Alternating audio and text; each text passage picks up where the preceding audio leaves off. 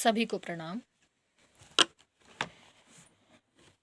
संजय उवाच एवमुक्तो ऋषिकेशो गुडाकेशेन भारत सेनयोरुभयोर्मध्ये स्थापयित्वा रथोत्तमम्।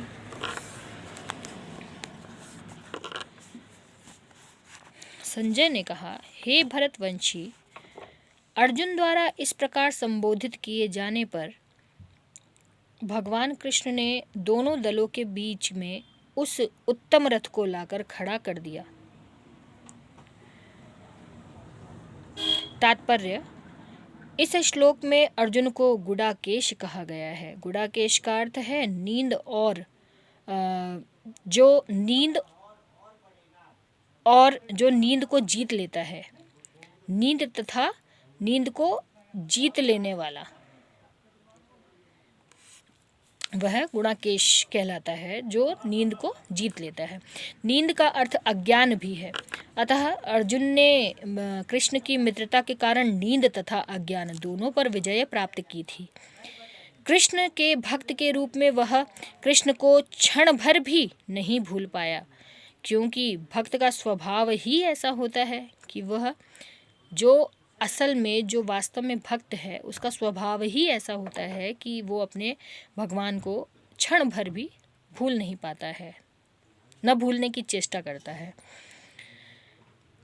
यहाँ तक कि चलते तथा सोते हुए भी कृष्ण के नाम, रूप, गुणों तथा लीलाओं के चिंतन से भक्त कभी मुक्त नहीं रह सकता। अतः कृष्ण का भक्त उनका निरंतर चिंतन करते हुए नींद तथा अज्ञान दोनों को जीत सकता है। इसी को कृष्ण भावनामृत या समाधि कहते हैं।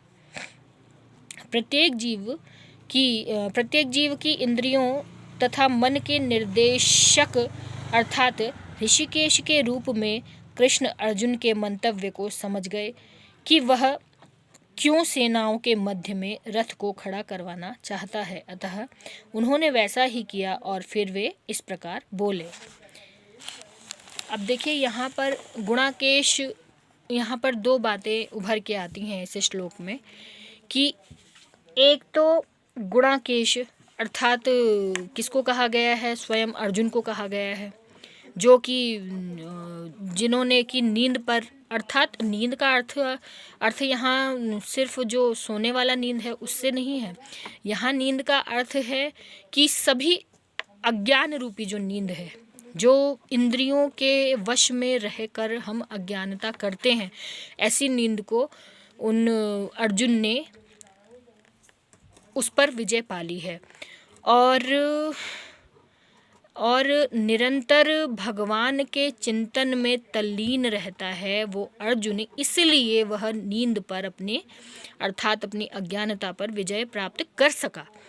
तो उसके माध्यम से हम भक्तों को भी यही संदेश मिल रहा है कि निरंतर भगवान का चिंतन, मनन, ध्यान करते रहें, जिससे हम तम से, जहाँ पर हमें अंधकार नज़र आए, जहाँ दुख नज़र आए, जहाँ हमें कठिन समय नज़र आए, उससे हम उभरें।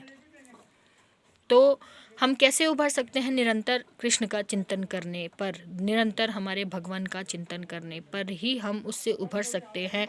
ऐसा नहीं कि एक दिन किया, 2 दिन किया, 4 दिन किया, 1 महीना किया, 1 साल किया। इससे भगवान मिलने की संभावना ना के बराबर है। किंतु कहा जा रहा है कि आप भगवान को निरंतर अपने हृदय में रखिए, अपने मनन चिंतन में रखिए, भगवान की पूजा कीजिए। भगवान के सामने समक्ष भगवान की पूजा किस लिए की जाती है? क्योंकि भगवान को पूजने के लिए नहीं, हम अपनी इंद्रियों को, अपने जीवन को सुदृढ़, बहुत ही शांतिमय और अपने मन को, अपने मनन को, चिंतन को दृढ़ता प्रदान करने के लिए हम भगवान का चिंतन और मनन करते हैं। यह बात जो भक्त की प्रथम सीढ़ी पर होते हैं, वो लोग इस बात को नहीं समझते हैं। वो सोचते हैं कि हम भगवान का चिंतन कर रहे हैं और उनके मन में ये रहता है कि हम भगवान का चिंतन मनन करेंगे तो हमें सुख समृद्धि प्राप्त होगी, इसीलिए हम भगवान की पूजा कर रहे हैं। दुख होता है तो भगवान की पूजा करते हैं। तो ये सब एक प्रथम सीढ़ी का चिन्ह है।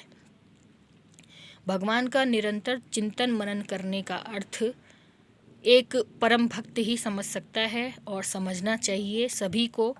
और वो हम तभी कर सकते हैं जब हम भगवान के प्रति आकर्षित रहेंगे, हर समय उनका ध्यान करेंगे, हर समय उनका मनन करते रहेंगे, हर समय उनका चिंतन करते रहेंगे और अपने हृदय के अतिरिक्त हम उनको अपनी बाह्य भावनाओं से भी प्रकट करेंगे। बाह्य भावना अर्थात कि बाहर भी नज़र आना चाहिए कि हम भगवान के प्रति, अपने आप को नज़र आना चाहिए, दुनिया नहीं, संसार नहीं, अपने आप को खुद नज़र आना चाहिए कि हाँ, हम भगवान के प्रति समर्पित हैं, हम भगवान के प्रति झुके हुए हैं। तो आशा करती हूँ आज का ये श्लोक आप सभी को बहुत पसंद आया होगा। आप सभी श्री कृष्ण जी से जुड़े रहिए। आप सभी को सद्बुद्धि दे भगवान, आपके घरों में सुख समृद्धि प्राप्त हो आप लोगों को। और इसी भावना के साथ आज विराम लेती हूँ। प्रणाम।